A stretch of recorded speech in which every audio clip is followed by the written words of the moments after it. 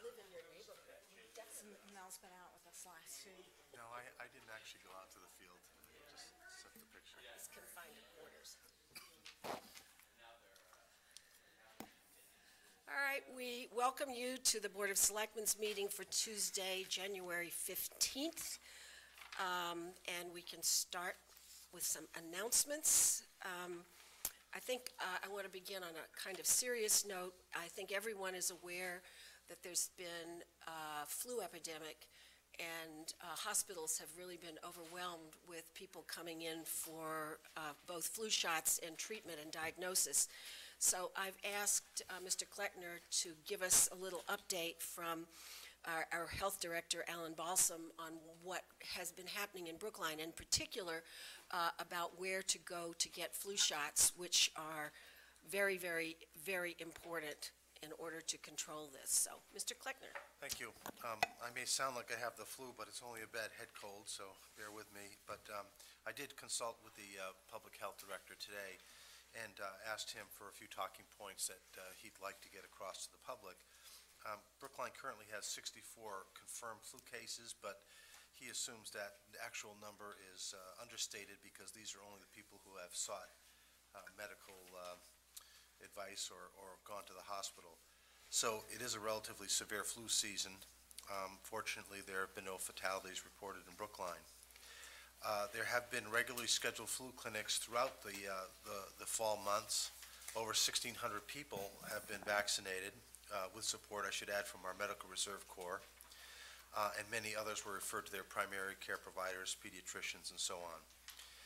Brookline pharmacies have also conducted flu clinics. In the last week or so, there's been a huge surge for demand of vaccinations, and our public health department with Barbara Wesley, our public health nurse, has administered many, many shots by appointment, and they're currently booking appointments for flu shots. And an appointment-only clinic is going to be held will be held this Thursday, but that is already full. And then next Tuesday from 4 to 6 p.m. there will be another open clinic at the health department. The health director suggests that people bring their insurance documentation. The department continues its Clean Hands for Good Health campaign, promoting hand washing and proper cough/sneeze etiquette throughout Brookline, and encourages all people who are ill to stay out of work until 24 hours after their fever resolves. And finally, school nurses are tracking sporadic illness in the schools and are enforcing to stay out of school for 24 hours until the fever resolves. So if anyone has questions specifically about this matter, they can call the health department at 617-730-2320 or check the website at www.brooklinema.gov. Yes. I just want to add, I don't know if they're still doing it, but CVS and Walgreens were also offering flu shots, and so if somebody doesn't want to wait until our availability a week from now, they might try their local drugstores. Correct. Absolutely. I have been assured that flu vaccine is regularly, our supplies are regularly being increased, and that it's available. There is no shortage of vaccine at this point in time. So, moving on from flu, other announcements or comments from members of the board? Selectman Daley. Well, I know you've all heard me talk about the attacked turkey situation that was going on in my neighborhood, and I got a call from Chief O'Leary this afternoon that they have made some progress. So the animal control officer has been up there walking around for a couple of weeks now since we had that public meeting on the issue, but was unable to sort of be in the right place at the right time for a while. But, I don't think they were waiting for him either, no, right? They weren't. But today they were able to track down some of the turkeys, and we seem to be down, there was a gang of 3 that was really causing the troubles. We seem to be down to 2. Our local mailman, who has frequently been menaced by the turkeys, was able to identify the bad apples. And they, with the help of, they had the Animal Rescue League come out, and with the help of the Animal Rescue League, they were able to capture one. There was some injury to the bird during that capture, so he's out at the animal hospital in Worcester, I think now. and there is still one at large. Okay. Well, we will certainly continue the turkey pursuit until we get them under control.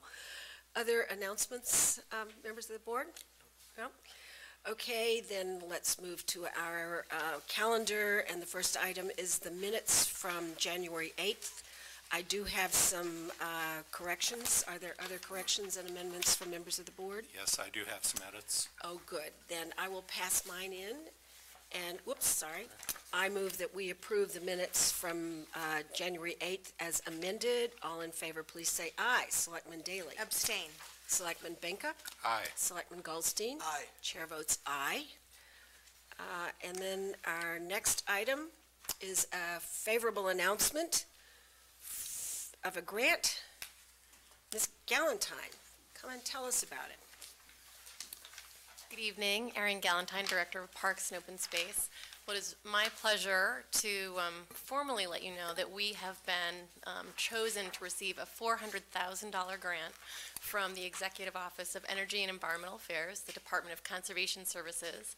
This is a park grant, formerly the Urban Self-Help Program. And so they did send us this check, won't fit in your wallet, but we're so excited, and this is really part of our overall funding strategy. So I'm really pleased that I can bring this news to you. Well, that's fantastic. And do you have any updates for us about the planning for Fisher Hill? Which is, I gather, what this grant will be used to support. This will, exactly. This money is part of the overall funding strategy for construction, and so we continue with our private fundraising initiative and looking at other grants and foundation opportunities, and we continue now to work on the base bids for the project. Right. Well, I hope this brings you closer to realization, because now that the housing on the other side of Fisher Avenue is completed, everybody's really looking forward to seeing that park up and running. Absolutely. This is going to make a big difference. Yeah, right. Be great. Questions for Ms. Galantine? Then I move that we accept a grant in the amount of $400,000 to be used for the construction of the Fisher Hill Reservoir project, and that we authorize Town Administrator Kleckner to execute contracts and other documents. All in favor, please say aye. Selectman Daley. Aye. Selectman Benka. Aye. Selectman Goldstein. Aye. Chair votes aye. Thank you. very much. Any other of these items that members wish to ask? Yes, Selectman Daley. I'd like to hear about C and D. Okay. Do we have someone here to talk to us about the Pierce Auditorium? Uh-oh. Is Okay, the well, building that's- commission is meeting Yeah, tonight, I think, that's all right actually. then, I will, If you don't mind. yeah. We'll find out more, but I think this is the amount we voted into the budget. Okay, yeah. Under the capital plan. Mr. Cronin, is that correct? Yes. Okay, it's what was voted for this Okay. project. Yeah, no problem. And I have the impression from a conversation recently with school committee members that they're very pleased with the way things are going. Okay, then if we're not holding other items, I move, sorry. D. D. You want to hold D? Yeah, is Anybody- there, oh. Is Melissa here? Nope. Yes, Melissa. She is there. I think this is work that, You can tell us about energy rebates? These are some projects that Charlie has done, and I Yeah. think that the new Lincoln is a jockey boiler, from my recollection with the Green Community funding that we gave him. And I know that the swimming pool, there was something to control the frequency of the pumps. And the school gym, I think, might have been lighting, but I really just wanted to say, and I hope you will pass it along to Mr. Simmons, that I'm very pleased at all the energy efficient programs that well, here's the building commissioner. So I was just saying how pleased I am with all the energy efficient programs that Mr. Simmons has implemented in our town buildings and schools, and it's getting to be hard for us to find other things to do, so that's good news, but. I appreciate that, thank you. Yeah, this is an ongoing program that we're part of, and Charlie and his staff continue to implement these energy efficiency programs and equipment and other devices throughout the buildings, and it's working with NSTAR and National Grid, so. And we actually wondered if there was anything you'd like to add to the contract for the Pierce Auditorium renovations. No, Tony's downstairs, but he's presenting that currently to the Building Commission. Okay. They have voted to accept that contract. If there's any further questions, I can bring him up, otherwise. I don't think that's necessary. That's fine. We were prepared to go ahead, but All since you were here, I thought I'd ask. I appreciate that, Okay. thank you. Thank you, Mr. Bennett. Okay, so having answered the question on D, shall we? Can I Yep. actually point out that E needs us to appoint somebody? Yes, I am aware of that, So I don't think we can and vote I on would it. love to have a volunteer. Is there anybody who would like to do the masonry study? I think Ken and I did the last two. But I'd be happy to. Selectman Benka. So we're working this way across the board? I will do that. All right, Selectman Benka has graciously volunteered. I'm the person who stepped back least quickly. Okay. All right, so now let's get through these items. I will move in the language as printed. Item C, that we award a contract for the Pierce Auditorium renovations project in the amount of $994,000 to Contractors Network. I'm going to read through these and then take one vote. I move that we accept energy rebates to offset costs of future energy-efficient programs in the amount of $17,022 from National Grid and in the amounts of $3,361.75 plus $5,100 and $13,265.25 from NSTAR. And in addition, I move that we appoint Selectman Benka as the selectman for a committee of 7 for a masonry study, and to chair said committee of 7. I move that we grant a temporary wine and malt beverage license to the BU College of Fine Arts for a reception on January 24th. And I move that we grant a temporary wine and malt beverage license to the Vine Ripe Grill in connection with a birthday party on January 19th. All in favor of the above, please say aye. Selectman Daley? Aye. Selectman Benka? Aye. Selectman Goldstein? Aye. Chair votes aye. And we will now move to the main calendar and reserve fund transfer. Who's going to talk to us about Ms. Galantine, our Superstorm Sandy expenses?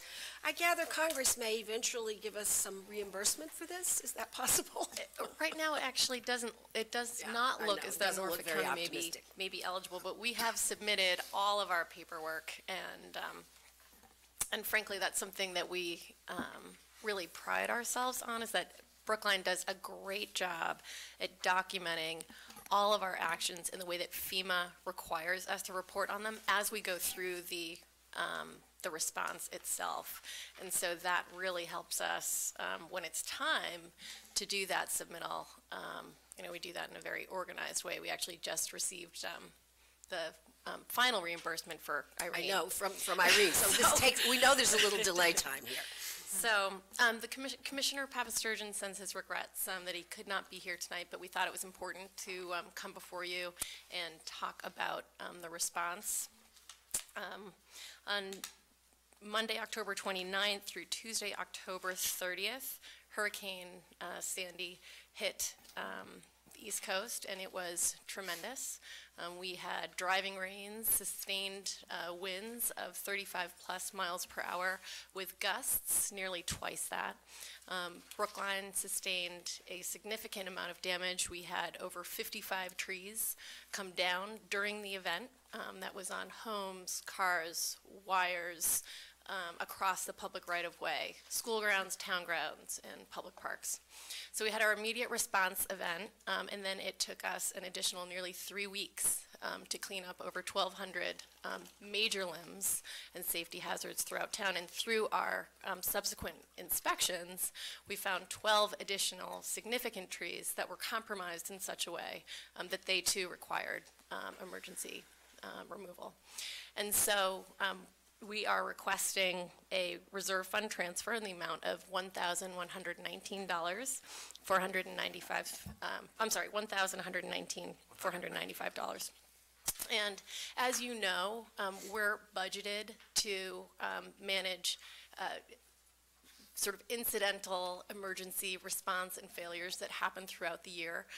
Also to have a regular preventative maintenance pruning program on our street trees. And however, we put together a contract that enables us to bring in additional emergency response crews when we need it, and we also provide training to our own staff so that they too help us during these critical times. So I'm happy to entertain any questions. Well, I just would like to comment that I know that there were people working more than 12-hour shifts during this storm and removing certainly the trees and limbs that were creating the greatest public safety problems as quickly as possible. And we are all very, very appreciative of that effort that was put on by the DPW. I know that there was some warning, but I don't think anybody really understood how bad the tree damage would be. Yeah, that's right. And we actually worked 38 hours through that event. Right, right. Okay, questions? Yes, Yeah, Selectman Baker? actually a comment. What also obviously is critical is the coordination between the DPW and the town and the utility companies in terms of Yeah. getting power back on, because you can't get the power on until the trees are removed, and you can't get the trees removed until the power is turned off. So there was, I'm aware of a real effort at coordination, and I think we should all be very thankful for that also. Thank you. We had the EOC open. It was in full swing and operation, and there was great coordination. Well, Selectman Daley? Yeah, no, I just want to say thank you to all your people for the hard work, but also note that we actually have not had too many charges against the reserve fund so far in this fiscal year. So I think this one is fully justified. Well justified, And we have the money to spend on it. Right, absolutely. Any other questions for Ms. Galantine? Then please do convey our appreciation to everyone who put in all of that effort, and I move that we approve a reserve fund transfer request in the amount of $119,495 for costs associated with the response to Hurricane Sandy. All in favor, please say aye. Selectman Daley? Aye. Selectman Binka? Aye. Selectman Goldstein? Aye. And the chair votes aye, and I keep wanting to say Mermel. Thank stop you, myself. and thank you for your support. Thank you, Ms. Galantine. Okay, our next item is a presentation and a proclamation with regard to Climate Week. Ms. Stewart, come and tell us all the things that you have planned with colleagues and friends, if you have some. Yes, I have with me tonight David Pantalone, who has chaired the Brookline Reads component this year of Climate Week, and it was wonderful to be invited. Climate Action Brookline was invited by the trustees of the library to assume most of the responsibility for producing Brookline Reads this year, and so David will tell you a little bit about that, and then I will tell you about the rest of Climate Week, which has 50 events and displays this year. You can already see some of the displays taking shape right out this window with the climate maze called Be Amazed. It's 70 feet long by about 45 feet wide, and it opened today. And I'd say there must have been about 300 people coming through, young children, particular delighting in the wonder of the maze, and also adults reading many of the signs that awaken us to the story of climate change and how we impact our world. So here's David. Yes, good evening. The Brookline Reads program, I'm sure you are aware, has been around for a while, and I was asked to chair that effort this year since it was the joint effort by CAB and the library. And I want to tell you what a pleasure it's been working with the folks in the library, Roberta Windsor, Cindy Mattis, Ann Reed. They are so experienced and so professional that I've learned a lot in working from them and just trying to follow in their footsteps with the tradition of the Brookline Reads program. We started off early in the year. We had a thorough discussion of different books. Our topic was food this year, fitting into the climate theme, the contribution of food to greenhouse gas and whatnot. We chose a wonderful book by a young couple up in upstate New York who has a sustainable farm that they started from scratch. That's our book, and we have a number of different events as part of Climate Week that are related to that. For example, we have an urban agriculture panel, which is just going to try to see how we can extend the concept of this nice sustainable farm with lots of room in upstate New York to a community, an urban setting like Brookline. We have some things. We have a session in the children's room at the library. We have a film. We have an art exhibit. It's all tied in with climate. There will be a policy panel discussion. It's a wonderful group of events, a wonderful week, and the Brookline Reads people and program has really helped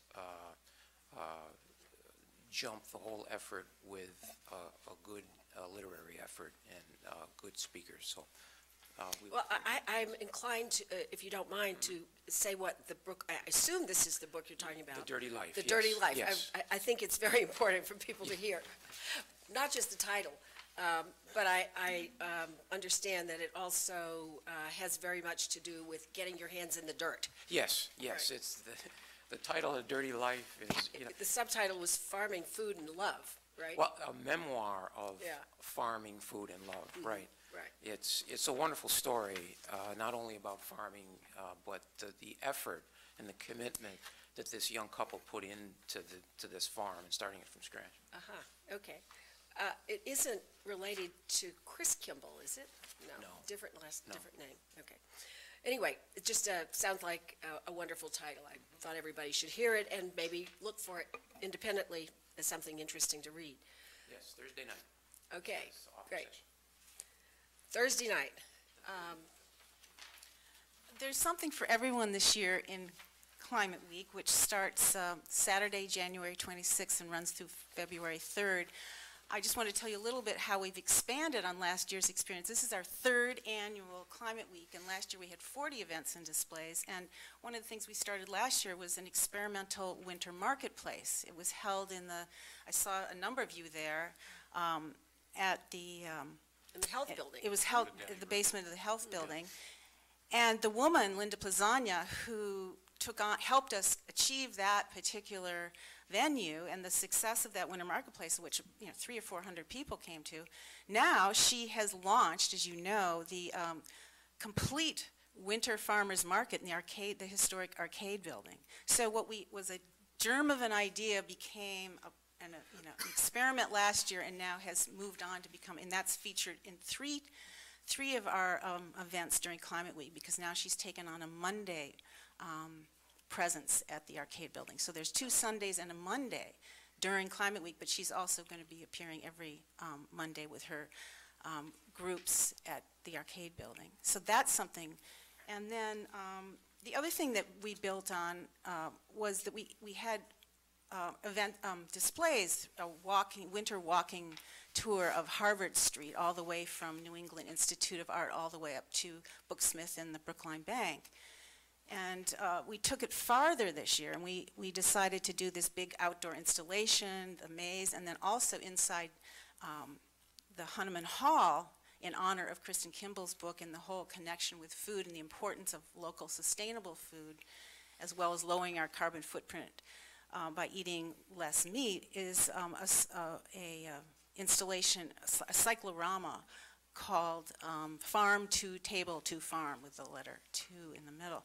And people like Gwen Ossenfort, who has been involved in many aspects of Brookline community building, is heading up that particular installation. So we are very excited about presenting this to the community and invite you all and the whole community through Brookline Reads, through coming to a film, to taking classes about home energy efficiency, or in particular coming to what's called the 3R Depot, and that's another thing that we've built on. For the past couple years, we had the wonderful services of a styrofoam collection station. I've got my bag ready. You've got your bag Yes. ready, yes. And the Solid Waste Advisory Committee has led that with some high school students who come in and volunteer. And this year we expanded it exponentially. We have 11 stations. Many of them are drop-off stations. So people like Casey Hatchett and the Commission on Women are doing a youth formal wear collection and exchange. There is an exchange for youth sports equipment that the Recreation Department has put together. We have drop-offs for youth clothing and building materials. This year, the Boston Building Materials Group will be coming in and accepting selected items from your home that you would like to see repurposed. So you need to go to their website in order to find out what's appropriate to bring. But we've expanded and built on our success of last year, and I hope people will enjoy the displays and learn from what we have to offer this year. Okay, and just a reminder on the details, this will be on Saturday, January 26th. The 3R Depot will be right here in Town Hall. And the hours are? The hours are 11 to 2. Okay. And there are, in addition to the stations, there are 4 information sessions, including solar, information on solar basics. There'll be we're particularly interested in how historic homes and older homes can be adapted to energy efficiency. So we have an expert selected by the Preservation Commission to come and guide people in that realm. So there's a lot we're offering this year.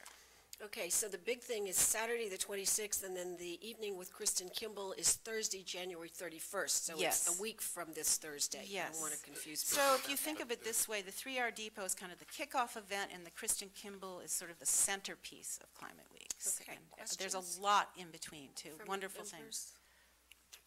Yes, well, I very much enjoyed the events last year, and we've got this whole brochure here with, which I see stuff is already starting. Yes. Going on. So Yes. where do other people get a hold of this brochure that we've got? You may encounter the polar bear and his sidekick walking around Coolidge Corner on the weekends, and especially near the winter marketplace. That's always fun. I remember talking with Selectman Benka last year about the polar bear and his presence.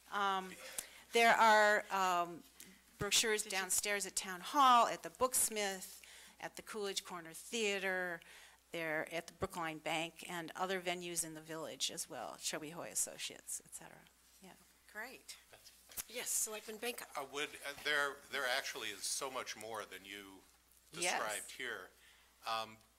If somebody cannot get their hands on a brochure, can they go to the website? Yes, in fact, they can. And that would be, That would be, we have a new website, we expanded on that this year too, www.brooklineclimateweek.org. one word. And it's Brookline best Climate viewed not in an Internet Explorer browser. I highly recommend other than Internet Explorer. But there is this website and a downloadable map. You may only get an 8.5 by 11. This is 11 by 17. But it's readable and useful. And the library also has maps and books available as well on tape, the Kristen Kimball books, as does Booksmith have books. Where are the brochures? The brochures are, Some downstairs, I think. they're downstairs in the, yes, in the main And she front. said at the Booksmith. And at And the Booksmith Booksmith, right. and around town. So, and I just want to thank all of our production partners. There are over 30 production partners and a number of wonderful sponsors, particularly the Brookline Public Library and the Friends of the Absolutely. Library and Department of Public Health, et cetera. Selectman Benka. Yeah, Mary, Yes. the brochure indicates that the stations for recycling open at 10 Yes, in the morning on the 26th. yes, Rather than 11, so I think they're open for 4 hours. yes, 10 to 2. Great. Any other? And the info Yes, sessions are sorry. 45-minute sessions. Thank Selectman you. Goldstein. Thank you, Mary, and thanks to everyone who worked so hard on this, and thanks to the sponsors as well. Eastern Bank, I know is a private sponsor, and we really appreciate that. You got to settle a little debate in my house. Sure. So they're going to get this really personal here. So my daughter, Elena Goldstein's a sophomore at the high school, and her sculpture class built the gate for the Yes, maze. yes. And it was a cold day, and she came home a little cranky from it, and she couldn't understand, although she was very proud of the work and the fact that she didn't lop off any fingers sawing through Yes, that was through good, the good logs thing, and yes. everything. She couldn't understand what it had to do with Climate Week, and I said, you haven't seen it finished yet, so when you go through the maze, what do we learn about climate? Well, the maze is a, Stations or something? the maze is a metaphor for the quest of human beings to figure out this story of climate change and how we impact the Earth. And there are repurposed traffic signs.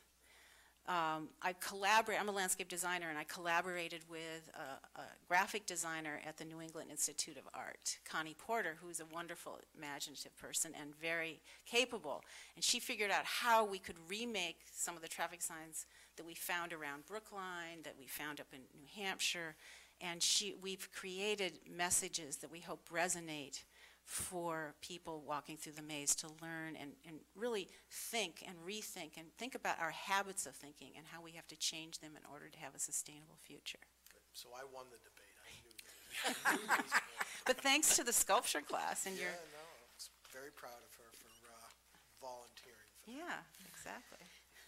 Okay, we have a resolution proclamation before us, which I am going to read, supported by the unanimous Board of Selectmen. Whereas Brookline's annual carbon footprint is estimated at approximately 540,000 tons of carbon dioxide, including residential, business, and town sources of fossil fuel emissions. And whereas Brookline has achieved Massachusetts Green Community status, and the town has a strategic climate action plan developed by the Selectmen's Climate Action Committee, and whereas a network of town-wide climate partners, including town and school groups, nonprofits, business and faith communities, and residents, are working to reduce fossil fuel emissions and take steps toward a greener future, and whereas Brookline has taken considerable actions to address climate change, including replacing sedans with hybrid automobiles, installing a hubway bike share program and an electric car charging stations, has installed solar installations at the Train Health Center and the Putterham Library, is introducing LED technology in traffic signals and street lights, and making a significant investment through the Capital Improvements Program in energy conservation projects in town buildings,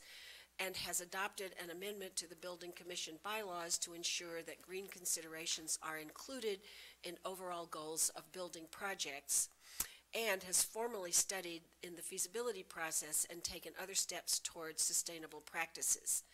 And whereas there are sound environmental and social reasons for local governments to initiate energy efficiency and renewable energy practices, therefore, be it resolved, the Board of Selectmen calls on all departments in the town government to continue to participate in reducing CO2 emissions, to continue greening town-sponsored events, and to promote the town-wide CO2 reduction campaign of the Climate Action Committee.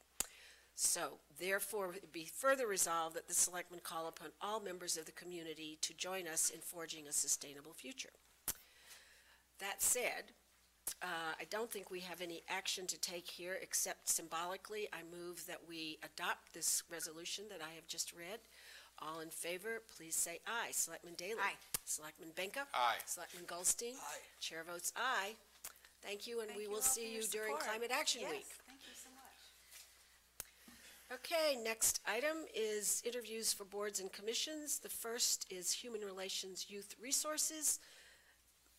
I'm going to get it wrong, Mr. Huckleiter? No. Pretty good, not too bad. Brian Hochleitner. Hochleitner, okay, Hochleitner. Welcome, and tell us a little bit about yourself and why you're interested in the Human Relations Commission.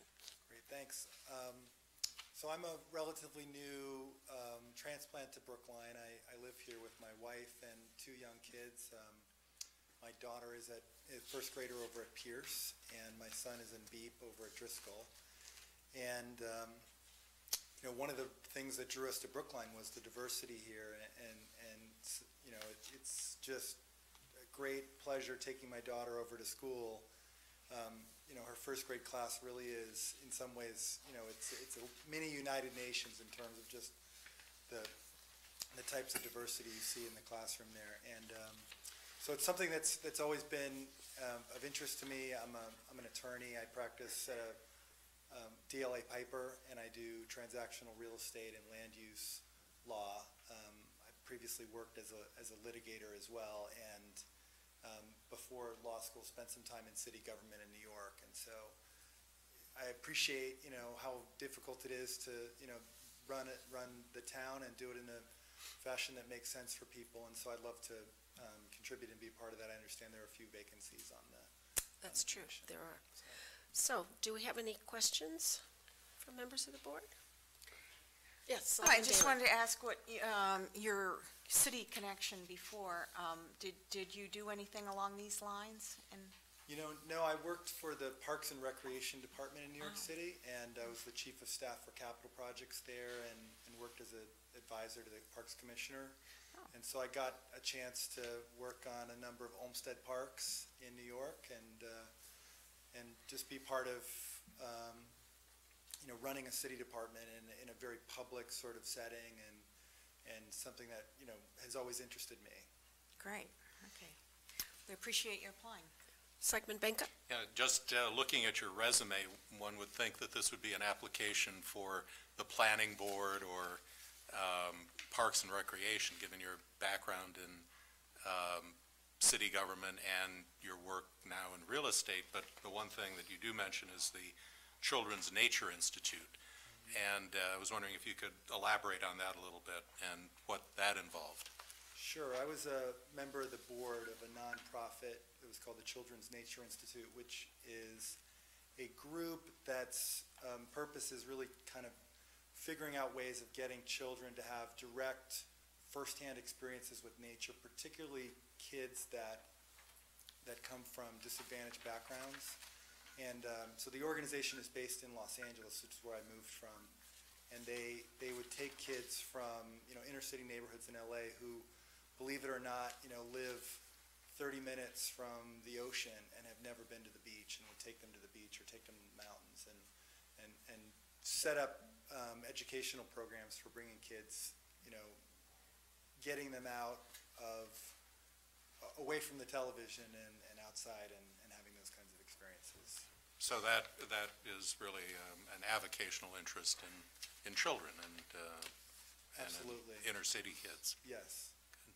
Great. Yes, Selectman Goldstein. Quick question, and a quick thank you, too. And I noticed that about your resume also, and I'm glad to have somebody bringing a different frame of reference to the job of this committee. Have you had a chance to go to a meeting of this committee yet? I have not. I'm hoping to go. I know there's a meeting a couple of days from now this week. I did read some of the minutes from past meetings, and I was able to meet one of the current committee members, who actually I just, serendipity works at my law firm. I was not aware of the work that he did on the committee, but Brooks Ames is his name, and I talked to him, and he gave me some of the background on the committee and what it's been doing. Right. You're going to learn, should you become part of this, that we have two confusing names, and part of what is going to be before us collectively is some discussion around how these two groups will work together in a good and complementary way. But we have a Human Relations Commission, and then we have a Human Resources Board. And personally, I wish we could find better names for them, because I get my tongue tangled every time I try to explain this. But one of the things that we'll probably be doing over the next months is looking somewhat at the bylaws and charges for these two groups, to be able to be sure that everything is operating in the very most current way with regard to regulations and laws. So that will be one of the things you would be taking on if you were to be appointed to the commission. So just be aware of that. Okay. Any other questions? Oh, well, thank you very much for your interest. We do appreciate this. Normally, we don't make an appointment until we've had as many interviews with candidates as there are candidates. However, at this point, we don't have a lot of candidates, so we'll probably be making appointments sooner rather than later, and you hear from us in writing. Okay. Okay? Great, thank you. Thank you very much. Thank you for applying. All right, and now we have a candidate for the Neighborhood Conservation District Commission. Where are we? Yeah, here we go. Yeah. Ms. DeMott? Hello. So please tell us a little bit about yourself and why you're interested in the Neighborhood Conservation District Commission.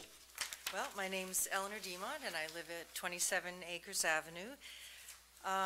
You may remember I was one of the co-petitioners for the Settlement Neighborhood Conservation District, and the experience was actually very interesting and enjoyable, and it was great to get together with neighbors and also to work with officials in the town in a way that I never had that experience before.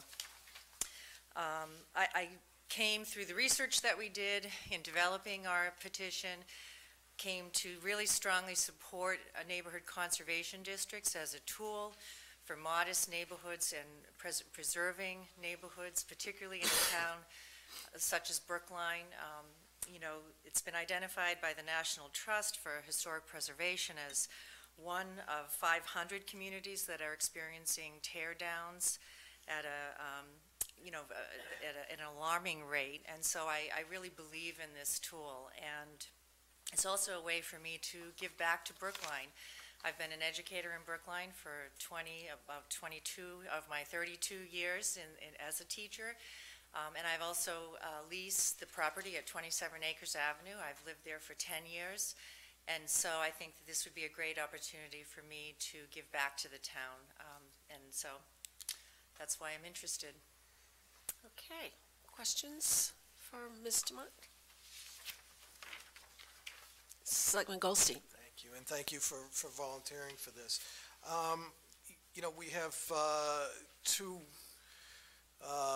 land use regulatory means in the town besides the Neighborhood Conservation District. We have zoning and preservation, and I'm wondering if you can speak briefly about how you see the role of those three schemes working together, how they coincide.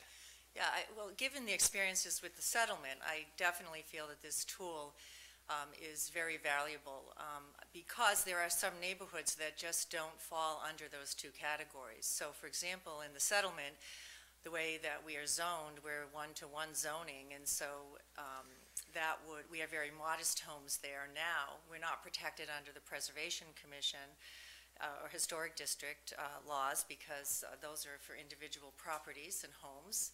And so this is really about preserving the character of a neighborhood. And so this is a unique tool that's different from zoning, where zoning isn't necessarily enough, or a contractor or developer may come in to max out a property because they can with zoning, and it wouldn't trigger any reviews for building. And so this really is a way for modest neighborhoods that are not protected by those two tools as a way to ensure protection in terms of whatever they deem that they find is part of the character of their neighborhood. In our own experience with the settlement, it was about massing and mainly massing and keeping the green spaces. So this would give neighborhoods an opportunity, a tool to be able to do that. Thank you. Other questions? Yeah, Selectman Baker. Yeah, just a comment.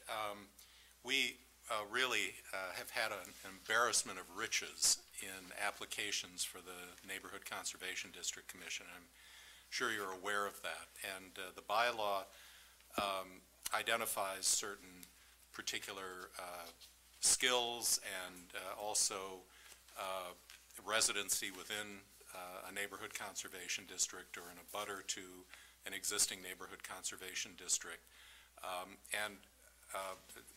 the reality of the situation is that we have more applicants than we have positions, and we have a situation where there is one neighborhood conservation district now in town, and sadly, from my perspective, it's not the settlement, was not the second one. So that, I think you're aware of that and the realities of the situation in terms of the areas that are and are not conservation districts, neighborhood conservation districts. On the other hand, I suspect you learned something from your process of going through the effort to make the settlement area a neighborhood conservation district, and I wonder if you'd want to comment about that or just pass on that. No, sure. I believe the first task of the commission is to establish a process, an organized process for neighborhoods to be able to work through and petition to become neighborhood conservation districts. And I think that was one of the areas that was really difficult for us. And we did a lot of research, and I feel that through the research, I have a lot of information and ideas about designing something or creating a tool that would help citizens and residents to be able to do that. And you're right, I don't have any other special talents other than what I learned along the way. Can I interject here briefly that I bet teaching has been a skill set that I was just going to say that, yeah. would be beneficial. Especially fifth graders. Fifth graders in particular.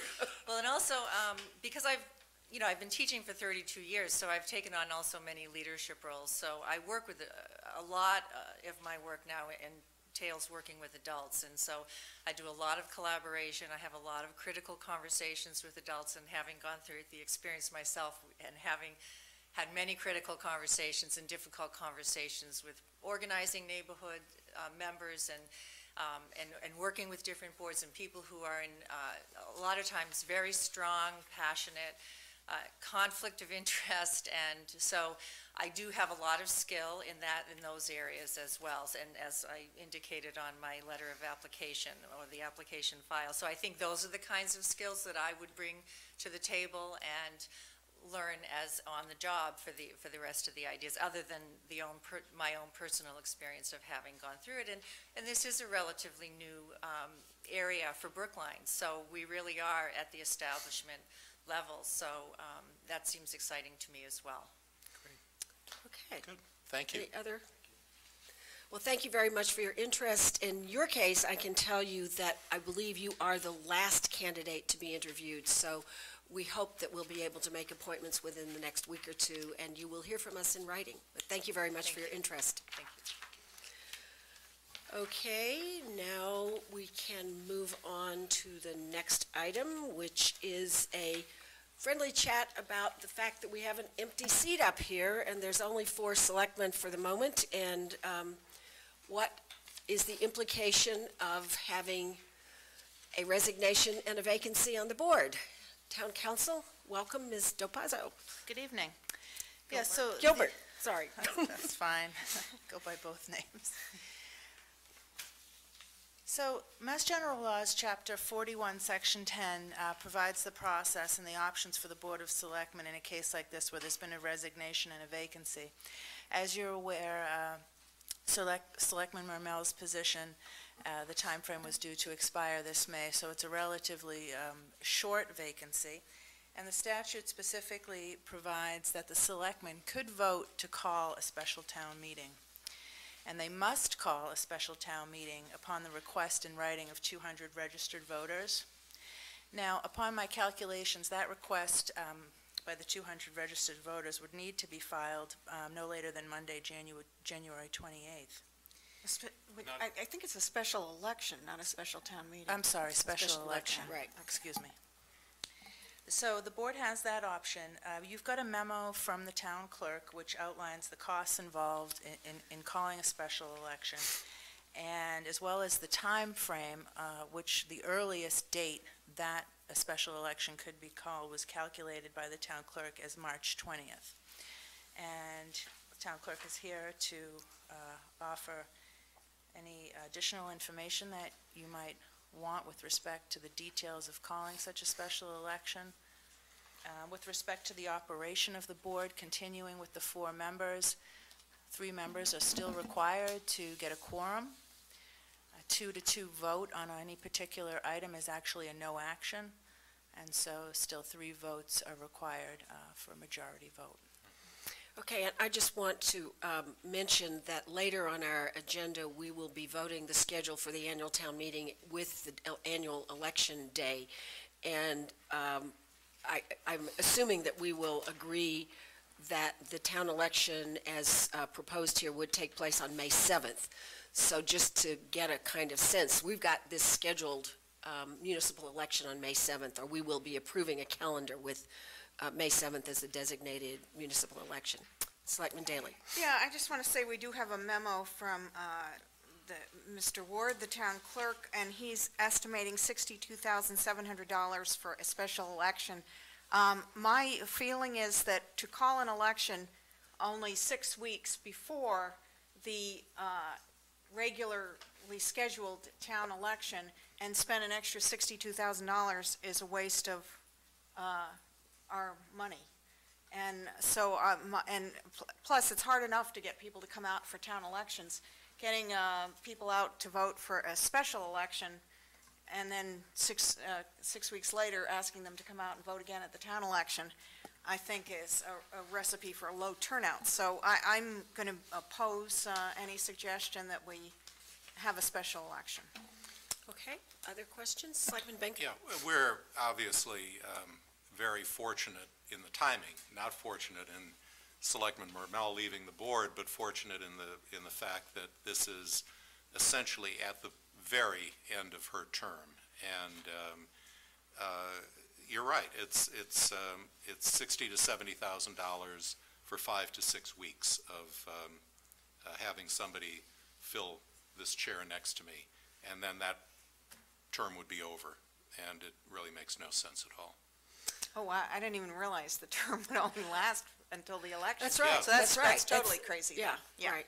Okay. It just makes no sense. Selectman Goldstein? And I completely concur. I want to, this is probably a silly question, but because I assume you would have told us, but there's no provision by which an interim selectman could be appointed, Barney Frank or something. No, that's correct. The statute doesn't allow that. He's already expressed interest in a different position, I Yes, think. and, yeah, he's got something a little higher So, in mind. just to be clear so that we all are on the same page, we have the authority, should we choose to exercise it, to call a special election. If we choose not to, we take no action at all. Correct, So we just don't do anything. correct. And should 200 residents wish to sign a petition, then we would have to take that and schedule a special election, That's should that correct. occur. That's correct. Okay, all right. And Mr. Ward is here. Do we have any questions for the town clerk? I think, he's pretty much outlined what the cost would be. Oh, Mr. Ward, do you have something you want to add? I would just Please like to, come. Madam Chairman, I would like to emphasize, I concur with the board's feelings with regards to the expenditure of funds for essentially a month and a half of tenure. But I also want to point out, too, is that we're looking at 3 elections come April, May, and June. The special right. state primary. If all goes well, the confirmation hearings for Senator Kerry is January 23rd. And if you believe the press, it should be swift and favorable. And so they expect a resignation, the governor expects a resignation probably the 24th. So they'll be calling the state election mid-June. That puts the state primary somewhere in mid-April. We have the May town election May 1st, and to call a special election for basically, like I said, a month and a half of tenure Right. in mid-March just doesn't make any sense. Okay, so busy season coming up, Yeah. I gather. All right, Actually, before. sure. Is there any way we could combine the town election with one of those special elections? Not unless, well, let me just say this. There has been discussion among the Clerks Professional Association with the Secretary of State's office regarding that. Probably half the town clerks don't want to do it, half would like to do it. The fact of the matter is, since it is a bylaw that you need to call the the annual town election either first, second Tuesday in May, that would require special legislation, because it's not, the primary is not going to fall on May 7th. It's going to be sometime in mid to late April, basically 8 weeks prior to the state election that's called by the governor, which will be mid-June. So there's really no way to combine them unless special legislation is filed. We'd have to have a And then special you'd have to town vote, meeting, and then you'd have to vote on it to change it from the 7th to the April date. And I wouldn't recommend it, but, you know. All right, so, It's- but it's- what you're saying is the right now, the odds are we will be holding a primary in April in any case, the regular municipal election in May, and then a regular election to elect a senator In June. in June. As it stands Right. right now, the answer to that is yes. It's not, Senator Goldstein, Selectman Goldstein's question. He's going for the appointment also? It's not probable, but it's certainly, I mean, it's not impossible, but it's not very probable, because it would require special legislation and then a separate vote from. Special legislation, or would we need a special town meeting? Well, the Secretary of State, I think, would probably file special legislation en masse for the state, and then it would take a separate vote to change it from May 7th by the board to the April Well, the date board of the could state not- primary. I was thinking maybe a special town meeting would be necessary to change our bylaw. No, it would be legislation to allow the boards that are restricted by either bylaw or special act or charter in calling their annual town elections like Brookline is. It would require special legislation filed by the Secretary of State's office, passed by the legislature, signed by the governor, and then a separate vote, since you're voting tonight for the date of the annual town election. It would require a separate vote later on down the road to put it on the same day as the state primary, which I say I don't recommend.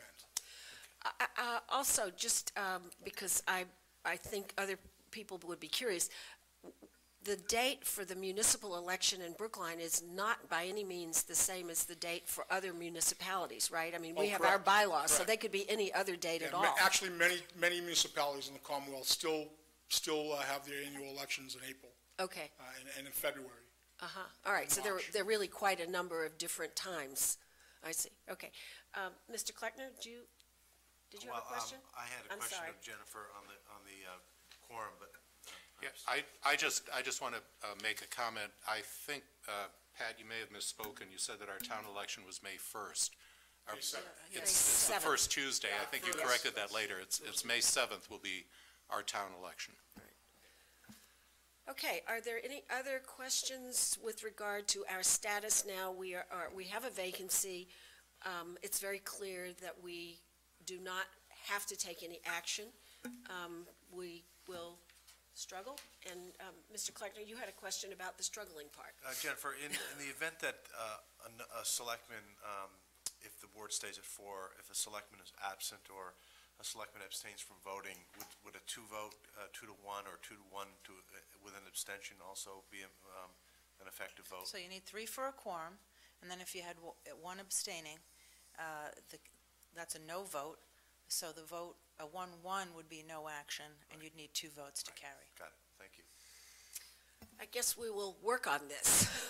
We'll work on having a quorum and having enough votes. Selectman Daley. Wait, so if all 4 of us are here, though, Yes. and there's 1 abstention, Yes. 2 yes, and 1 no, that should carry. Yes, it does. Okay. But Because you if- said an if there abstention are We're only just is a talking no, about and- What if there are 3 people? people Yeah. here? So okay. the scenario I was given when I said that was 3 were present, 1 abstained, then you'd need 2 to carry the vote. Yeah, okay, okay. Okay, we'll work on this together, but I think certainly I hear no support for a special election, and therefore I will not ask for the board to take any action, and we'll see what happens, whether or not there's a petition for a special election. Thank you both.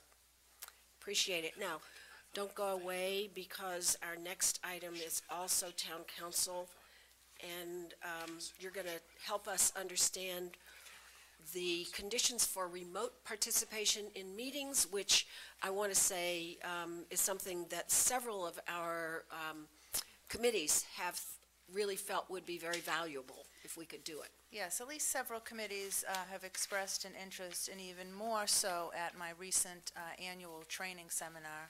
The question came up, and it also came up when the staff members were trained in 2 separate groups over over the last few months. So it comes up from time to time.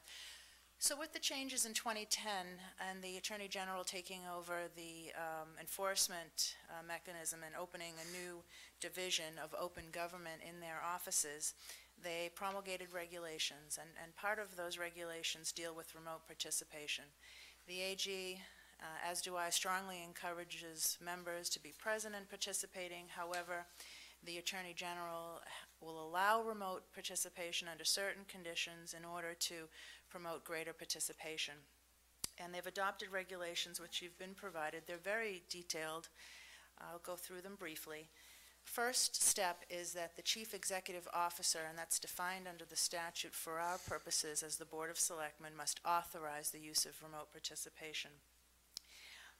It can only be used in very limited circumstances, and the chair has to determine that one or more of the following exist. There's a personal illness, there's a disability, the member is in the military, or there is an emergency, or there's some geographic distance issue, and that's how those are listed. There are specific procedures, so the member must notify the chair within a reasonable time, or as reasonably, yeah, go ahead. When you're saying chair there, you're not meaning the chair of this board, you're meaning the chair of the particular Of board. the particular board that Yes, wants okay. to have remote participation. So the member must notify the chair, state the reason, and then when the meeting is called, there are several ways that the regulation permits this remote participation. I've drafted a proposed vote for you, which I'll talk about a little bit later after I go through this, but it limits what can be permitted, and this came about after a meeting with Mr. Kleckner and our Chief Information Officer, Kevin Stokes. But in any event, the regulation does allow video technology in remote participation. Now, with the video technology, and you'll see in my proposed vote that I'm restricting that for the time being, because video requires that every single member in the room be able to see the member participating.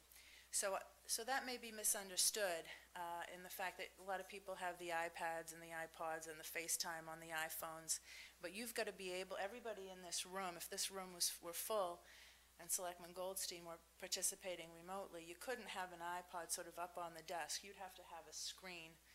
They'd have to see him. So we don't have that video conferencing capability at the moment. Kevin Stokes is looking into that and the costs and how it would be implemented. And out of curiosity, let's just say after we get that information and we realize that we could probably set up one or two locations with this capability, would we still be allowed to go forward even though there might only be like 3 locations where that could actually happen? So in my proposed vote, which actually would act as a policy under the remote participation, I've stated in paragraph 3 of the policy, at this time, internet satellite video or so-called FaceTime conferencing is not permitted without the express written permission of Town Council and the Chief Information Officer. And that was to give some flexibility if we do get this technology and it can be moved around or put into particular rooms in public buildings, whether it be in this building or in the libraries or in the schools, that we could allow that. Okay. So the other way to remotely participate is by telephone conference call. And as part of the policy, which I'll get into in a minute, I recommend that only town buildings, schools, libraries, this public building, that we use the town phones so that it will be audible. One of the things we talked about was, people sort of calling in from a car phone and it not being heard. Now, the regulations provide for that if there are technical difficulties. The chair at the meeting it's recommended in the regulations that the meeting be suspended to try to fix the technical difficulties, or if the person is disconnected, it simply means it has to be noted in the minutes that the person is no longer present and participating. All votes taken during any meeting with a member participating remotely has to be by roll call vote. That's another issue. Documents, for example, if it's a planning board member, documents should be provided to the member ahead of time, if at all possible. So that's another issue that comes up. And there always has to be a chair. Obviously, if the chair is absent, there would be an acting chair. And Finally, the regulations allow further restrictions by, in this case, the Board of Selectmen, who has the authorization to adopt this. And so I've drafted a vote, which I'll read. It says, voted to allow remote participation for meetings of town boards, committees, and commissions, including the school committee and public bodies organized by the schools in accordance with the requirements of the applicable regulations, 940 CMR 2910, subject to the following. 1, prior to using remote participation, the chair and any subsequent chair, as well as any staff person assigned to such board, committee, or commission, shall meet with town council or her designee to review the requirements of the regulations with respect to remote participation. And 2, remote participation shall only be allowed in public buildings and public schools and rooms with town-issued phones so as to ensure the member participating remotely is audible to all persons present at the meeting. 3, I read that at this time, internet, satellite, or video, or so-called FaceTime conferencing is not permitted without the express written permission of town council and the chief information officer. 4, the chair or staff person shall provide the information services department with a reasonable amount of time to ensure there is a functioning phone with speakerphone capability in the particular room where the meeting will be held. A reasonable amount of time shall be no less than 3 hours during regular business hours prior to the start of the meeting. And finally, this vote and policy applies to all town and school public bodies that are subject to the open meeting law. So that's just a proposed suggested vote. You also have the authority to revoke the authorization at any time, to amend or change the restrictions so long as they're in compliance with state law. I have a question. I had an actual sort of interesting, you could say, potential, an experience where we had a remote participant just listening at a meeting that we were able to hold in the school committee room that was well equipped. We had a speakerphone. This person happened to be in Manila, in the Philippines, and the connection kept sort of dissolving, and we had to reconnect the person. So I guess I'm asking you a technical, and maybe this is really better directed to our IT staff, but if we are able to set up remote participation and it's being done officially and the person is counted as present and has to vote, and the connection fails, they will not have heard all of the discussion. Is there, you might just want to think about what you do in a case like that. Well, I can read to you what the regulations say, and then we can flesh that out a little bit more. It says, the chair or in the chair's absence, the person chairing the meeting may decide how to address technical difficulties that arise as a result of utilizing remote participation, but is encouraged, whenever possible, to suspend discussion while reasonable efforts are made to correct any problem that interferes with a remote participant's ability to hear or be heard clearly by all persons present at the meeting location. If technical difficulties result in a remote participant being disconnected from the meeting, that fact and the time at which the disconnection occurred shall be noted in the meeting minutes. So it's like a sitting member walks out of the room. Yes. Okay. And All then, right. you Yeah, know, it's you pretty also have the simple. same thing if a sitting member walks out of the room Right. to take a break to speak to Right. somebody in the audience or what have you, for whatever reason, and they come back and they feel like they haven't heard enough of the discussion to vote, then that's their decision to Right. abstain or what have you. Okay. So. All right, other questions, Selectman Daley? Yeah, no, I was just going to say, for many years, we've had, on the audit committee, we have a very dedicated group, but because they're all CPAs, they have to travel a lot, and often we've had them phoning in, one person in particular, and I haven't been allowed to have him vote up until this time, but he has been a valuable member of the discussion and so forth. So I'm very pleased with this. So in those sort of circumstances, we can have that person vote as well as participate in the discussion.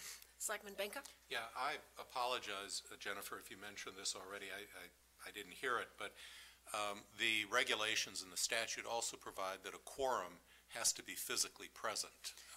Correct. And the chair has to be physically present at the physical site of the meeting. The chair or the acting chair. Or the acting chair, Yes. but the chair of that meeting Yes. has to be physically present. Yes. So you're not going to see Betsy up here and everybody else calling in. Right. That's There exactly does, right. there does have to be a quorum physically present, and I think this, that makes clear as well that this is really for exceptional circumstances. Selectman Goldstein? Thank you. Picking up on Selectman Daley's comment a bit, so I want to first point out that the implication of paragraphs 1 and 4 of the vote is that there's not going to be any sort of last-minute moves to remote participation. In other words, somebody calls in sick at the last minute, it's not going to be an option because we need the reasonable period of time to make the connection, and the chairman needs to meet with somebody at town council. Sometimes these meetings are in the evening, and town council's already unavailable, and as a practical matter. Yeah, so the idea is that when and if the board authorizes this, that I will send this policy out and get folks in sooner rather than later, okay, for the discussion on the regulations and all of the things that we discussed are in the regulations. But if, for example, there's a committee that meets in a room that has a working phone, it has a speakerphone, then not so much time would be needed if the chair and the staff member have already been through the training. So the chairman just needs to meet at some point prior to, not... Yes, at some point. Not on that day. No, I not on understand. that day. Okay. We're talking about really a special training for remote participation. Is that correct? That's correct, and then this will also be included in my mandatory training Right, under the in the bylaws. future. So maybe we should change that from shall meet with town council or shall be trained by town council, just to clarify that mistake that I made in And- interpretation. Sure. Sure. Paragraph 1. Yeah.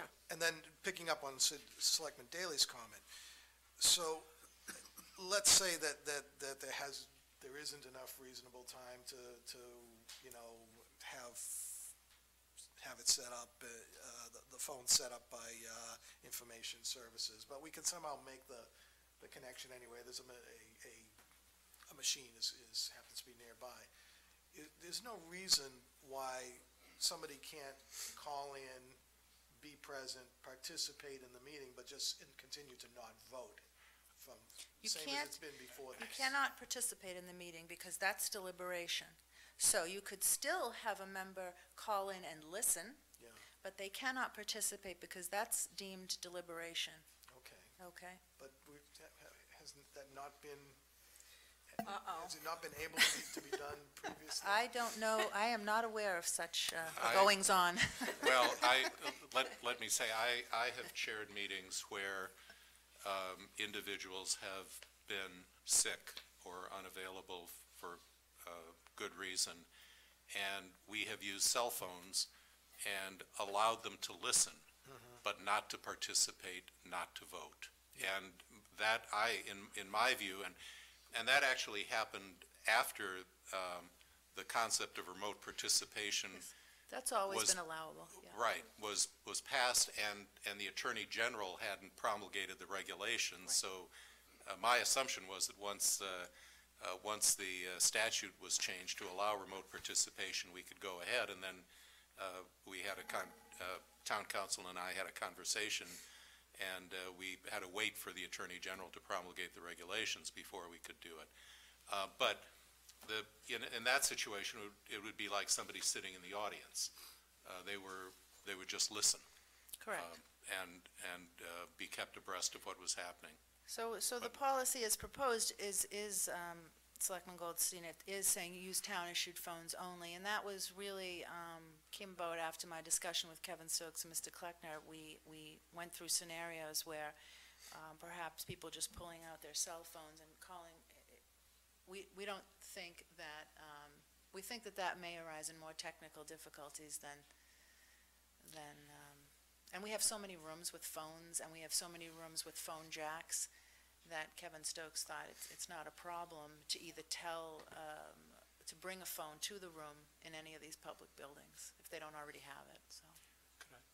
Yes, Selectman Baker. How many of the sort of the things that look like UFO Yes, phones yeah. do Yes. we have? Because those are the phones that really are Right. Yeah, designed for I this. believe we have at least one in the main library and at least two in this building.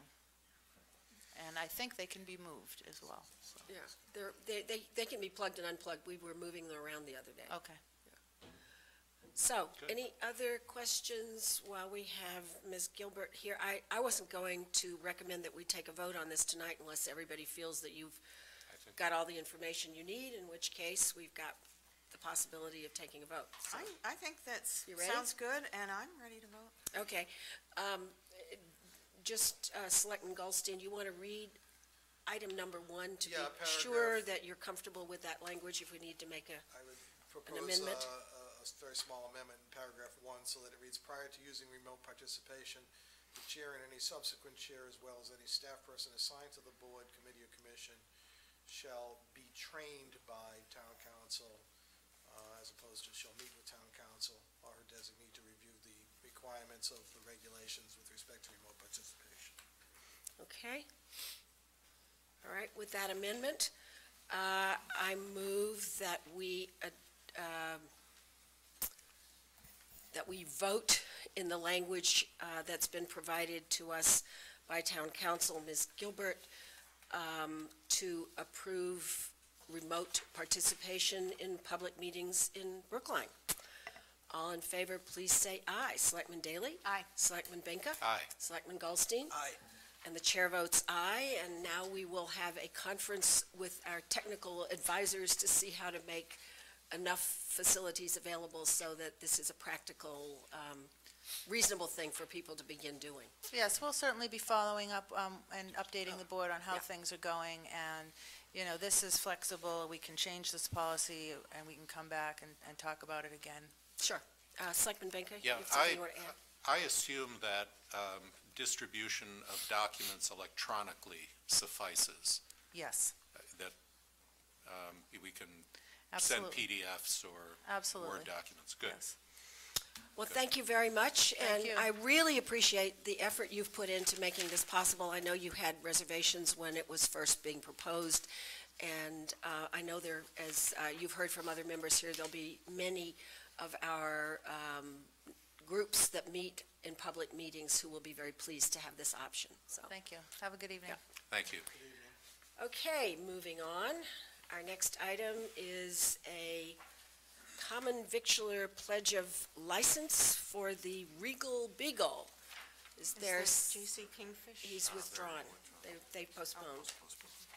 Someone here to represent the Regal Beagle. Yes, Madam Chair and members of the Board of Selectmen, Attorney Thomas Orlandi is present, representing Beta 2 Group doing business as the Regal Beagle, and one of its managing partners, to my left, Mr. Chris Taccio. Unfortunately, the second managing partner is down with the flu and could not make it this evening. Basically, Regal Beagle is coming before the board seeking its approval to pledge the license to the Rockland Trust Company in order to allow Regal Beagle to consolidate debt, and the managing partners are also planning to open a new restaurant in Hingham, at the Hingham Shipyard. We're across from, I don't know if you're familiar with Alma Nove, the Wahlberg's restaurant there. They're going to, they're not going to compete, but they're going to open a fish-directed restaurant across from Alma Nove. They have signed this agreement personally and are seeking a pledge of the license pursuant to the Rockland Trust Company's request. Okay, so do we have any questions about this pledge of license? I don't. Members of the board?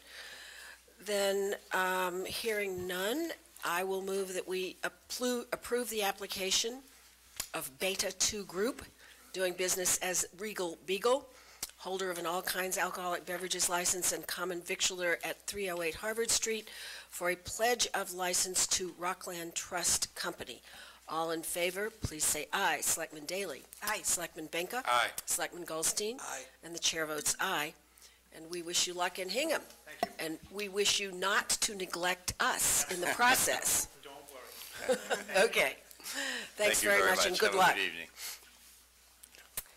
Next is change of manager at Trader Joe's. Want to come forward?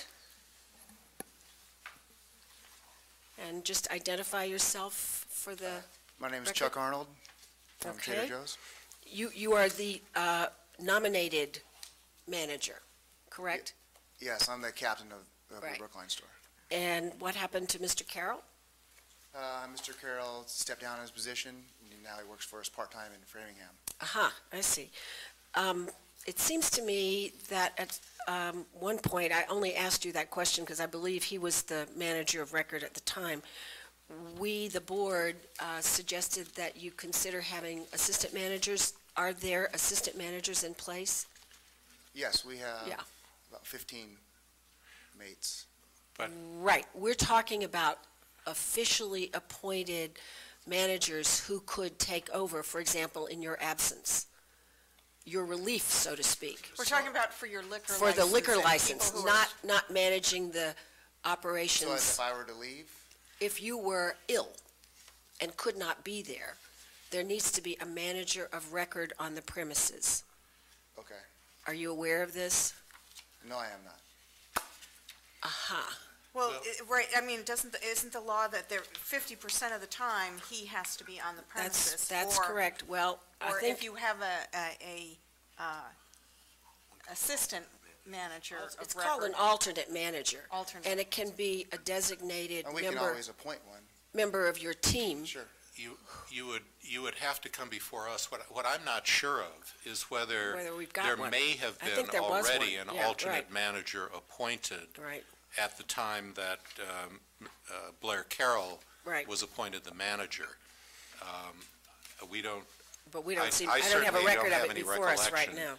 and we Right. don't have the record in front of us, but appointing Yeah, right. appointing Mr. Arnold is clearly something that should happen I tonight. think our concern is, we have a great many students in town, and we like to make sure when there's a liquor license that somebody is being, particularly at a busy location like yours, that there is someone who's supervising, who is very careful to see that all the staff are asking for identification from young people and, following all the regulations. Absolutely. We do twice a year alcohol refresh course. In fact, we have another one coming up in February. We have our own audit system of secret shoppers. I get those monthly. We've had Brookline Police do stings on us. We've got a letter last month about the sting. We take it very serious. There is no second chances working for us if you do not card somebody. And more importantly, if somebody is with that particular person who is not of age, they have to be carded as well. We're very good at following through with not only carding the first person, we're carding the other people that are with them. Okay. What about, so if somebody comes in with their child, can they buy a bottle of wine? I mean, Reasonable efforts.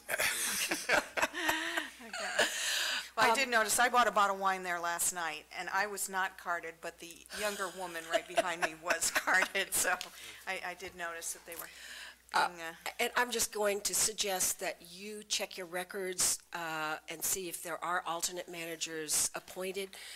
This is simply a recommendation we make, particularly to a business like Trader Joe's, where you have many customers all the time and a fairly substantial volume of liquor sales. It's just a way of guaranteeing that when our stinger comes in, there is a manager of record on the premises. So we just recommend that you check to be sure that there is one. because how many hours a week are you open? We, 14 hours a day times 7, thanks, 98. Because I do see that you say you're going to be on the premises about 50 hours a week, so you're meeting The minimum. the minimum. 50%. Yeah, the Right. 50%. Yeah, But I think it would be safer for you to have an alternate manager. I You can may do want to go on vacation once in a All while. right. And if they're already designated, appointed alternate managers, you should know who they are, so you can take a day off if you need to. And we, Chairman DeWitt, we clearly would have a record here. Oh, yes, we just And- didn't have it before us as part of our and- packet. And I would suggest that perhaps We'll the find town out. administrator communicate Yeah, with I'll take a look, and then Right. Mr. I'll Arnold. convey to you what the regulations are. We'll just follow through on that. All right, any other questions? Okay, then I move that we approve the application of Trader Joe's East, doing business as Trader Joe's, Dan Bain, president, et cetera, for a change of manager as follows: from Blair Carroll to Charles Arnold. All in favor, please say aye. Selectman Daley? Aye. Selectman Benka? Aye. Selectman Goldstein? Aye. Chair votes aye.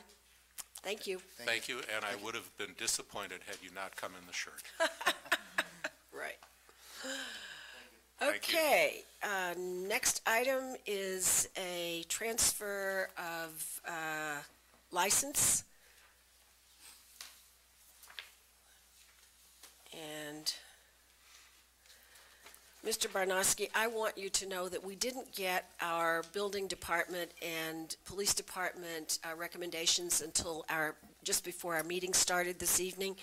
So I just want you to be aware that unlike most times, we would have had this days in advance. We didn't have it. And there may be some questions as a result. Certainly. I didn't want you to be surprised. Thank you. Okay, you have the floor. Thank you very much. Again, for the record, my name is Adam Barnowski. I'm with the Law Office of Robert Allen at 300 Washington Street in Brookline Village. With me tonight is Dennis Manny Fuangfu, who is one of the directors of the company and the proposed manager. Also here tonight is Nadia Gurel, who's the owner of 1002 Beacon Street and the prior owner of Ginza, which operated this location for over 30 years. Nadia was interested in retiring from the restaurant business and found a strong tenant in Gyukaku Restaurant, which is the proposed applicant. Just a little bit about the applicant. They're a very popular Japanese barbecue restaurant specializing in food that's grilled by the diner at the table over an inlaid grill. The goal is to make the location at 1002 Beacon its 23rd location in the United States and its first in Massachusetts. It's an incredibly popular concept. It's a very well-developed operation. They're looking to put a lot of their own money into this operation. You'll note that the license is not being pledged as collateral. The company is financing the project on its own and looking to make a very unique and upscale operation. About the location, 1002 is on the corner of an intersection at the intersection of Beacon and St. Mary's Street. The building houses residential units on the stories above the restaurant. And there was previously a laundromat behind the restaurant with an entrance at St. Mary's space. We went before the zoning board in July to get relief for the space by to expand the capacity by incorporating the space previously used as the laundromat. So it's going to be a larger restaurant now, looking to add 51 seats to the interior using the back space as a private dining room. A little bit about Dennis. He is the director, and again, he's the applicant or the proposed manager for the company. He is a graduate of Cornell University, and since 2003 has been the vice president of East Coast operations for Reigns International. He's developed and opened businesses around the country and has an impeccable record thus far. He does plan on spending 60 hours a week at the premises. He'll be in charge of hiring, he'll be in charge of training, supervision, overall management. He's tip certified. We actually held a training recently on the duties of the manager. He's well versed in town regulations. There's been no opposition to this proposal. Everything we've heard thus far, particularly in the neighborhood, has all been very positive. Happy to answer any questions the board may have, and Dennis can speak to his role in the restaurant's operations. Okay. Questions? Selectman Daley? Yeah, I have a couple questions. First is, I'm not familiar with this, a Japanese barbecue place. Is this like a Korean place where people are cooking at individual tables? Yes, it is very similar. So, did we get did the fire department, has checked all this out? Right now, the restaurant is in the build-out process, of course. Oh, I see. If the fire department doesn't approve, then we would not Okay. be open, yes. Okay, then my second question is just sort of along the lines of what I was talking to the previous applicant about. Particularly down in your part of town, there's a lot of students, and I assume that, you would welcome students as clients there, but we do have to be very careful that people are very conscientious about asking for identification and not serving underage drinkers. And I gather from the records before us that you have some experience in this area already. Of course, yes, we do. And I am ServSafe certified, and I understand about anybody that look remotely under 35 needs to be carded. And in fact, our restaurant practice carding even at the bar, and also almost all their staff have to be trained, except maybe like dishwashers. We don't really train them, but all the staff need to be also ServSafe certified. And I understand that the town also requests that their staff, after being certified, also have to acknowledge that they have been trained, and we also will have a refreshed like a course annually, just to make sure that everybody understands what they have to do. Okay, and I assume Mr. Barnowski has told you about the paperwork you have to keep, the book. Of course, yes. The manager records. on duty, all the incidents log, yes. Yeah. Other questions? Yes, Selectman Goldstein? And you are Densad seat? Yes, that is correct. And Dennis, and where do you live? Where do I live at the moment? At the moment, I live in New York, and I'm working on training all the, I guess, associate, my to-be associates or to-be alternate managers at the locations that are in New York at the moment. Okay, And so- upon probably about 1 month before opening, all of us will then move back here. Okay, so and that's my question. I noticed that you're of Long Island currently, and so, you know, we take the role of manager very seriously in Brookline. That's ultimately for whom the buck stops in terms of any violations or any, you know, the proper operation of it. So I'd like to have some assurance from you that you're actually going to be there or not. Yes, I will be here. At the moment, there's no exit plan, which means that as soon as the restaurant is open, I will be here 7 days a week, and training both the staff and, of course, my associates. And as soon as some of their associates earn the trust, I will be introducing some alternate managers to the board so that I can take some days off. But other than that, And when you're on to the next location, I assume there'll be another permanent manager that'll be appointed, right? prior to that, there should be a lot more managers, yes. But right now, their first goal is some days off. But you'll come to us with your. Of course, your without a eventual doubt. replacement. And what are your hours of operation? We open at 11:30 daily, and then Monday to Thursday, we close at 11. Friday, Saturday, we close at midnight, and then Sunday, we close at 10.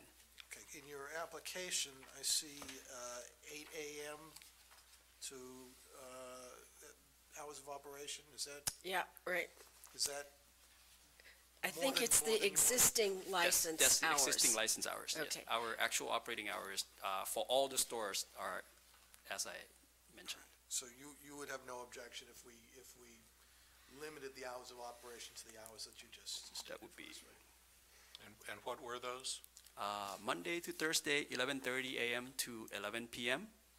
Friday, Saturday, 11:30 a.m. to midnight, and Sunday, 11:30 a.m. to 10 p.m. Okay, and you should be, I'm sorry, Saturday, 11:30 a.m. to Midnight. midnight.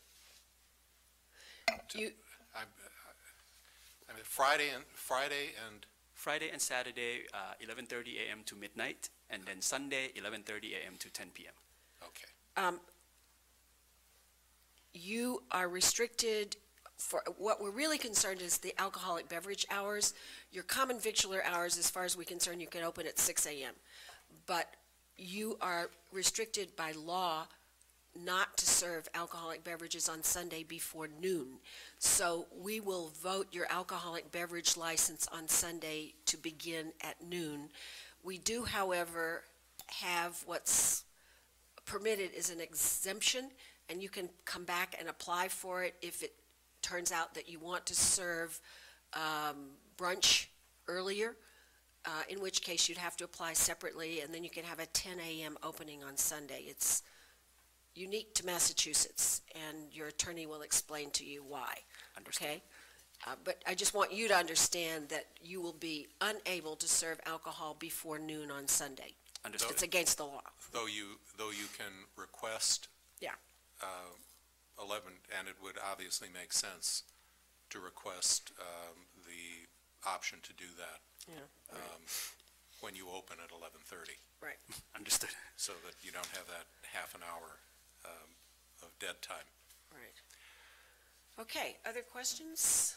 Yes, Selectman Yeah, Baker. I see that you have a BS in chemical engineering from Cornell and a BA in economics from Cornell, and you worked as a financial planning analyst for Morgan Stanley. Do you enjoy this more than working as a financial planning analyst for Morgan Stanley? I actually do. I In all suspected you honesty, might. I do. I don't get to see people smiling when I work at the desk at Morgan Stanley. And the pressure, I think, comes in a different way.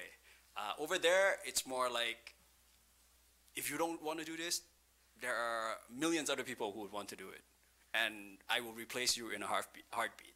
And that's the constant, I guess, like strenuous pressure that I would just apply on a daily basis in that field of work.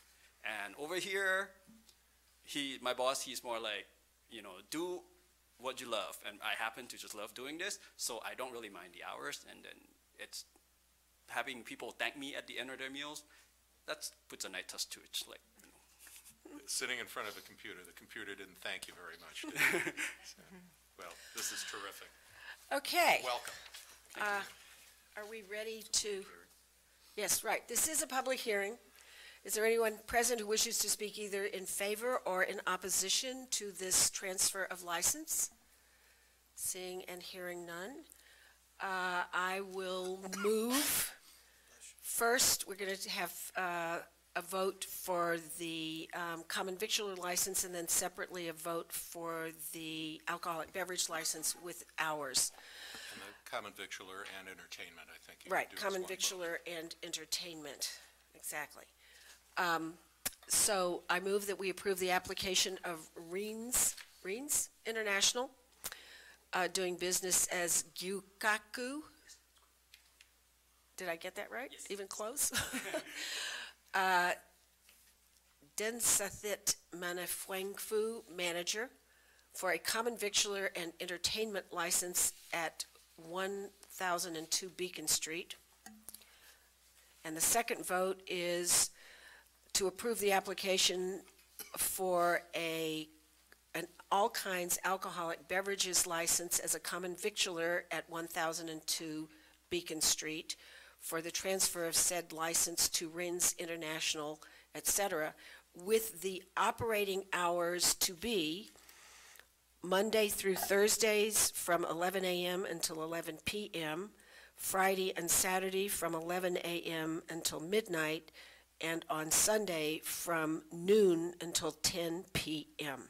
I think it was 11:30 on Sunday, 11:30 a.m. No, his liquor Oh, hours. sorry, Liquor yeah. hours have to be noon. Yeah, you're right. Okay? All in favor, please say aye. Selectman Daley? Aye. Selectman Benka? Aye. Selectman Goldstein? Aye. Chair votes aye. But we look forward to your opening. And just to make clear, the common victualler license Can still be. is on, I think the only difference would be on Sunday, the common victualler license is at 11:30 when you open, or we can make it 11 a.m. Well, I included this vote for the alcoholic beverages. As far as I'm concerned, if they've stated in their application that they want to be open at 8 a.m., the common victualler part is not affected by so- those hours. The hours are specifically for the alcoholic beverage license. But there is a request in the application for current hours of common victualler license. Do I understand that, is there any limitation on their common victualler license? I did Hours. not propose that we Nor make. did you intend? I did not intend to include a separate, do you want to make a distinction? That's fine. I'm fine. I will note that there is, and you should look at this issue, the application for both common victualler and for the liquor license was for a start time of 12 noon on Sunday. And I believe, Dennis, that you indicated that you plan to open at 11:30. So you might want to clarify those hours. You might. I see what you mean. Do you want to add the hours to the common victualler to the vote? Yeah, I mean, I'm happy to have the common victualler start at 11 a.m. on all days. Yep, If we could do that. sure. because I think that'll accommodate your opening hours. Right. If the common victualler starts at 11, that will work for you? Perfect, thank you. Okay. Right. And the liquor license on Sunday now is noon, but you can make a... Common victualler can be 11. Common victualler can be 11, Right. and we are certainly open to an 11 o'clock start for the liquor license on Sunday also. But you would have with- to come back With the and make that extension. request. Right. So sorry, so as it stands, would it be 12 o'clock for the common vic? or No, would it be- 11 o'clock Okay. for the common victualler on all days, liquor 11 o'clock on all days, except for Sunday when the liquor starts at 12 noon. But you can make an application to start the liquor at 11 a.m. or 11:30 when you open. Okay? All right, sorry about this being so complicated. Now, Kate, are you clear on what we want to do? Well, I think we have to re-vote. do you wanna If you want to put amend hours the in, vote? we did. Yeah, let me just move that the common victualler license starts at 11 o'clock on all days of the week. The liquor at noon on Sunday and 11 o'clock on the remaining days of the week, and the remaining hours as indicated by the chair. The closing hours as indicated by the chair, which would be For the liquor license. for the common. liquor license. All right. For the Okay. common And we'll clear it. So, all in favor of Well, I this think we have to amendment? reconsider I was our- just going to amend the Oh, vote. okay, Trying to be tricky here. all right. All right, so I move that we amend our vote to include the language as stated by Selectman Benka. All in favor, please say aye. Selectman Daley? Aye. Selectman Benka? Aye. Selectman Goldstein? Aye. Chair votes aye. Hope you know what your hours are now. Thank you. Thank you very much. Okay, Thank very you. good. Thank you. All right, finally, we have before us schedule for the annual town meeting, which will include also the date of our municipal election. And I would like to point out for members' information that there are two dates that are indicated on this calendar as no meetings. One is March 26th and the other is April 2nd. It happens to be 2 weeks in succession on account of conflicts with Passover. And although we won't be voting it right now, I think we should be expecting that we will schedule our selectmen's meeting during those weeks on a different day. Okay, everybody? I mean, if you want to propose a date now, I have no objection, but I just want everybody to be on record that the fact that it says we can't meet on Tuesday does not mean there will be no meeting that week. Okay, questions from members of the board? No questions. All right. Then I move that we approve the schedule as indicated on the updated schedule for the 2013 annual town meeting. All in favor, please say aye. Selectman Daley? Aye. Selectman Benka? Aye. Selectman Goldstein? Aye. Chair votes aye. And that will set, for the record, the municipal election will be on May 7th, and town meeting will be scheduled on 4 alternate nights, Tuesday, May 28th, Thursday, May 30th, and then Tuesday, June 4th, and Thursday, June 6th, if necessary. And that concludes the Board of Selectmen's meeting for Tuesday, January 15th. It's not even 9 o'clock yet. Thank you.